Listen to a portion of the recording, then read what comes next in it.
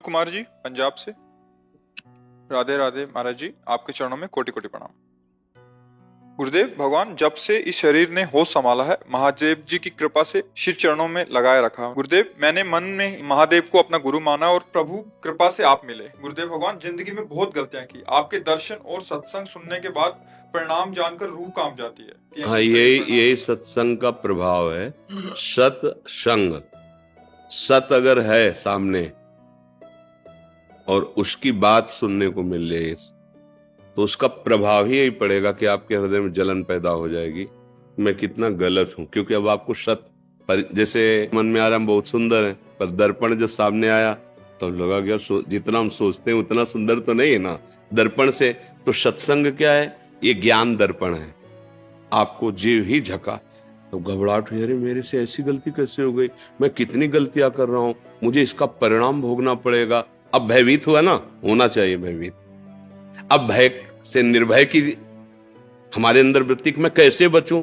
तो भगवान कह रहे हैं कि जो सभीत, सभीत माने भयभीत, जो सभीत आवा सर नहीं रखियो ताहि प्राण की नहीं। हमारे भगवान के वचन है कि अगर भयभीत होकर कोई जीव कि मैंने तो बहुत गलतियां की, बहुत पाप की, अब भगवान के सिवा मुझे कोई नहीं बचा सकता और मेरी शरण में आ गया, तो भगवान कह रहे जैसे सब अपने प्राणों को दुलार करते ना, मैं ऐसे दुलार करूंगा उसका। कोटि विप्र बदला गए जाहू, आए शरण तजो नहीं ताहू। अगर करोड़ ब्रह्म हत्याएं भी उससे हो गई और मेरी शरण में आ जाए तो मैं फिर उसे त्यागता नहीं हूं। तो हमें लगता है कि डरना तो चाहिए, इस डर से मन जो है गलत कामों की तरफ जाएगा नहीं और भगवान की शरणागति हो जाएगी। क्योंकि भगवान ही एक ऐसे हैं जो बुरे आचरण वाले को भी गले लगाते हैं, दूसरा इस सृष्टि में कोई नहीं। जिसके साथ आप उसके अनुकूल व्यवहार करोगे तो दोस्त बनेगा, चाहे वो कोई भी हो, स्त्री हो, पुरुष हो, बच्चा हो, बूढ़ा हो। और आपसे प्रतिकूल व्यवहार बने फिर गले लगाए, ऐसा तो मुझे नहीं लगता सृष्टि में कोई हो। फिर ये एक ही उपाय है कि भगवान और भगवान के जन ही एक ऐसे हैं जो गिरे हुए को हृदय से लगा के और उठाकर आगे बढ़ाते। नहीं, संसार का स्वरूप बहुत विचित्र है। यहां तुमसे काम बन रहा है, स्वार्थ की पूर्ति हो रही तो हाथ मिलाएगा। तो हमारे एक मित्र हैं प्रभु, जो केवल हमको स्वीकार करते हैं, हमारे अवगुणों को नहीं देखते। प्रभु का स्वभाव है जन अवगुण प्रभु मान न काऊ, दीन बंधु अति मृदुल स्वभाव। हमारे भगवान का बहुत करुणामय स्वभाव है, बहुत करुणामय। जैसे किसी अरब खरबपति आदमी का अकेला लड़का हो और उससे कोई नुकसान हो जाए, कोई गलती हो जाए और वो दौड़ के कि पिताजी गलती हुई, तो उसका हृदय भराएगा और कहेगा चाहे सारी संपत्ति लग जाए दांव पे, तू चिंता मत कर, मैं तुझे कुछ नहीं होने दूंगा।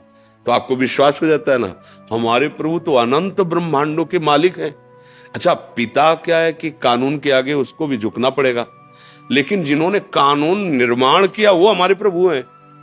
वो जब कह रहे कि माफ, तो फिर किया। हम बहुत बार उदाहरण किया है कि न्यायालय विभाग में वकीलों के द्वारा प्रमाणित हो गया दोष और उसकी सजा हो गई कि इसको फांसी की सजा दी जाए। अब तो कोई नहीं क्षमा कर सकता ना, बस एक राष्ट्रपति है क्षमा कर सकता है। ऐसे ही हमसे पाप हुए, माना, उनका दंड भी हमने नरकों में पढ़ा सुना शास्त्र में कि ये नरक में ये दंड मिलता है ऐसे पाप करने वालों का, वो भी पक्का सत्य। पर एक उपाय है, भगवान गरज करके कहते हैं सर्वधर्मान परित्यज्य मामेकम शरणम व्रज अहम त्वाम सर्व पापेभ्यो मोक्षयिष्यामि मा शुचा। एक राष्ट्रपति फांसी की सजा माफ कर सकता है, तो अनंत ब्रह्मांडों के स्वामी प्रभु कह रहे हैं मैं तुझे सर्व पापों से मुक्त करूं। तो डरना, तो हम ये नहीं कह रहे कि ना डरो, नहीं डरोगे तो मन फिर उन्हीं पापों में करेगा कि बाद में भगवान से फिर क्षमा मांग लेंगे। ऐसा सिद्धांत नहीं है। सिद्धांत ये है कि जब तक हमने जाना नहीं था, जानते हुए भी वो ना जानना ही है। जब सत्संग सुना, संतों का संग मिला, अब समझ आई, तो अब एक हमें सूत्र डालना पड़ेगा हृदय में कि आज तक जो किया वो अब आगे नहीं करूंगा। अगर कहीं विवश होके फिसल के होता है, वो भगवान अंदर बैठे वो संभाल लेंगे, उसका कोई आपको दंड भोगना नहीं पड़ेगा। भगवान हृदय में बैठे हुए सारे, लेकिन जानबूझ के नहीं, वो अंतर्यामी, उसको किसी सलाह की जरूरत नहीं, वो अंदर ही देख रहा है। तो हमें लगता है कि हमारे कल्याण मार्ग में ये बात तो जरूरी कि आपको डर होना चाहिए, शास्त्र का डर, समाज का डर, कानून का डर, भगवान का डर, ये आपको अच्छे मार्ग में चलाएगा। ये जो भय है ना, ये हमारे मन को अच्छे रास्ते पे चलाते हैं, तो ये भय तो रखना चाहिए। पर इतना भी भयभीत ना हो जाए कि हम भगवान का भरोसा ही ना रख पाए कि हम तो इतने नीचे कि भगवान, हम ऐसा नहीं है।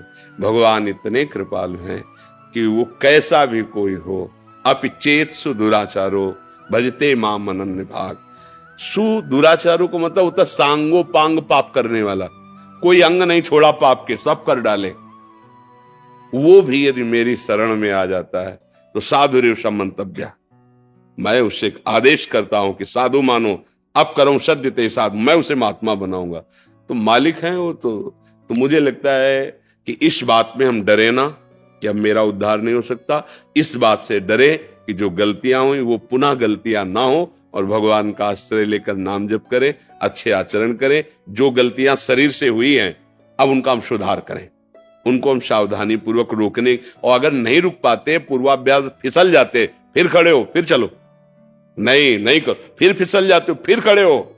एक दिन तो आप अपनी इतनी मजबूती से निश्चय के द्वारा इन वृत्तियों को रोक लेंगे, पक्का रोक लेंगे, घबराने की जरूरत नहीं। अब जैसे कह दे कि आज से होना ही नहीं चाहिए, तो अनुभव नहीं, इसलिए भले को तुम बोल दो, नहीं, ऐसा नहीं है। ब्रेक भी मारो तो हाथ दो हाथ, ब्रेक लगने पर वो पहिया फिसल जाता है ना, ऐसी पूर्वाभ्यास है।